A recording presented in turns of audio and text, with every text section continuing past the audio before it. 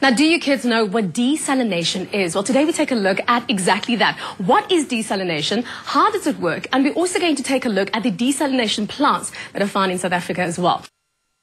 Joined by Valerie and Trent, and they are Hip to Be Squared ambassadors. They're going to be informing us a little bit more. Good morning. Welcome to the show. Morning. I see you're looking very bright in your pink this morning, Valerie. Now, can you tell us what is desalination? Well, desalination, to put it in basic terms, is taking the salt out of the seawater to make it safe for human consumption. Now, I believe there was an experiment that the two of you did as well with a gentleman called J.J. Lowe. Can you take us through the process of the experiment itself, and what exactly was the experiment about? Well, it was a process of distillation, so it's basically the actual experiment is taking the saline solution, so it's salt water, and then removing the salt out of it, and basically having clean drinking water afterwards. Okay, that's super. So I'm sure there were certain steps that you had through the process of the steps. Sure. Well, to begin with, to get our representative of salt water, we made a saline solution with sodium chloride and just normal tap water. Interesting, okay. So then we mixed that up, and then we poured about half the solution into our Liebig cooler system for boiling, for the actual desalination. Have to do? Well, next we had to turn on the Bunsen burner and then heat the water up. I remember the Bunsen burner. And as you start heating it up, it starts to evaporate. So it's sort of like a water cycle, because then the water evaporates, and then as the evaporation goes up, the Liebig cooler starts to cool it down.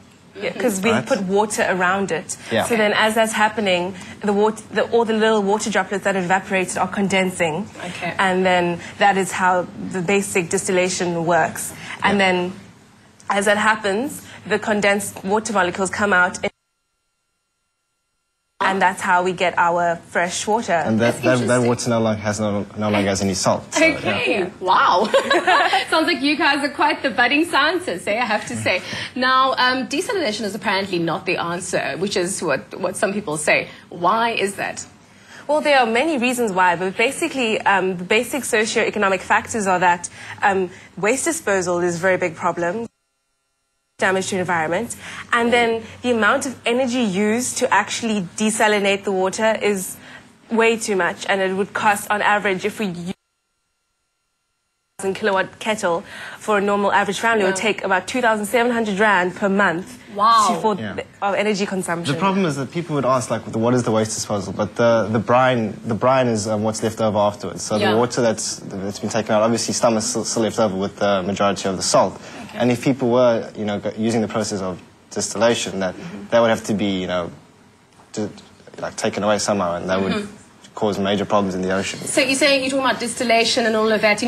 What would an alternative way be to, instead of desalinating, what could you do? Just save water. Just keep saving water. Yeah, and preach water conservation. Right. Did you know that we have the biggest water desalination? Africa. Oh my! In the Western Cape. I believe it's in Mossel Bay, in the Western Cape region. And from what I heard also, there was apparently a drought for about 130 years, and it was declared a disaster area. And then also the municipality then, it actually completed, I think, in 2011, which was last year. This was actually done so that it can help people who were actually, having problems with water shortage, and didn't have access to that. It's quite interesting, I have to say. But yeah, the biggest plant found right here in old Cape Town. Very, very interesting. Yes, I know it did help people in the community, and I think there was a really great step for us to go there. But in the end, we really need to conserve water so we don't have to fall back on water desalination, because we should just conserve our water and realize that water is a really precious resource. Can you tell us a bit more about saline testing? I believe you did something with saline testing as well? Well, you mean the testing after the experiment? Well, basically, we then took the water that we had created, the clean water, the one that we removed from the saline solution, and then we had a saline solution. And as Mr. LaRue was doing there, he was adding silver nitrate, and after he mixes it, it is soluble in clean water, so it was performed a color in that. And then the saline solution, you'll see it becomes a milky white color. That's interesting. Because it reacts. Silver nitrate. It sounds like I have to be a vampire. That sounds very interesting. Well, I have to say that the two of you are definitely awesome ambassadors. Well done on what you're doing. Keep on preaching about water conservation because it's what we need at the end of the day. Our world is in a crisis at the moment. So it's personally what I feel. So I reckon I take my hat off. Well done. Thank you. Thank you so much for joining us here on Expresso. Well, there you had it. All about desalination. Make sure that you try and conserve water and take care of your environment. You can even do so in your own home. Well, from all of this, it's time right now to get burning on that exercise floor. I believe the guy in green shorts is back, Mr. Zumba.